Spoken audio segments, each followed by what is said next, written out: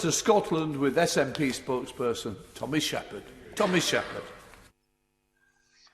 What a sad and inglorious end for the Brexit adventure.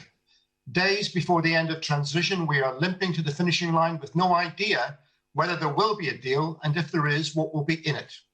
Now, I understand the government's intention to recall Parliament if there is a deal to discuss, but what if the government fails to get a deal? Are we not to consider the consequences of a hard break in trading with the EU?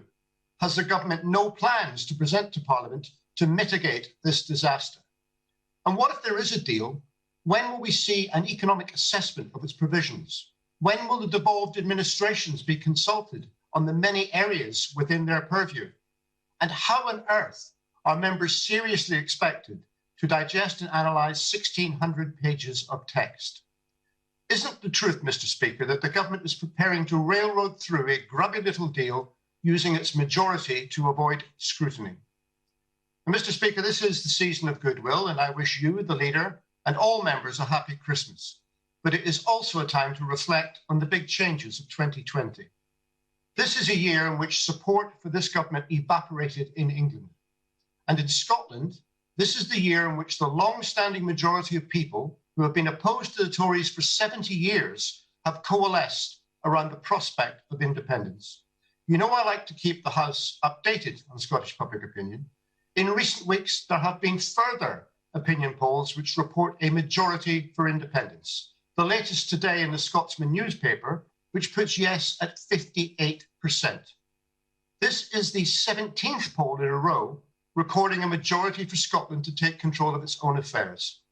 So I repeat the question I have been asking all year. When will this Parliament have the opportunity to consider changing opinion in Scotland? And if people vote in the coming Scottish general election to review the way in which Scotland is governed, will this government respect that vote? Perhaps, since it's Christmas, the leader might actually give me an answer this time. Of the House. Mr. Speaker, what a pleasure it is to see that the joy of Christmas has spread to Edinburgh and the joyful, happy countenance shine down upon us once more and wishes us all a Merry Christmas, which I heartily reciprocate. And I hope the honourable gentleman heard me say earlier what a pleasure it was, which I mean genuinely, dealing with him over the course of the year. The honourable gentleman mentions the deal that is being done or is not being done and the need for it to be ratified. He criticises the government for using its majority potentially to pass any consequent act of Parliament. I would point out that's how democracy works. You get a majority and then you use that majority. It's not particularly shocking. It's what's done in parliaments across the world. And as my right honourable friend, the Prime Minister, pointed out, it's going to be a great opportunity for Scotland. He pointed out that Mrs Sturgeon is going to have more fish than she could eat in a lifetime because we will have control of our fishing waters. Indeed, I think they're going to need to get a bigger boat in Scotland to collect all this fish that is essential. And the strength of the United Kingdom grows every day.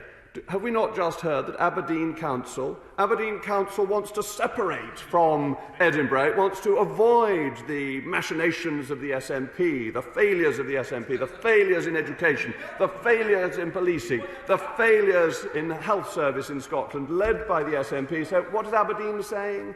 Saying let's cut out this failed administration run by the SNP, and why don't we go directly to London to have our settlement done with London? Isn't that fascinating that the failures of the left-wing SNP are making councils in Scotland try and escape from the auspices, from the authority of the SNP, and the strength of the United Kingdom has provided £8.2 billion to keep the Scottish economy going.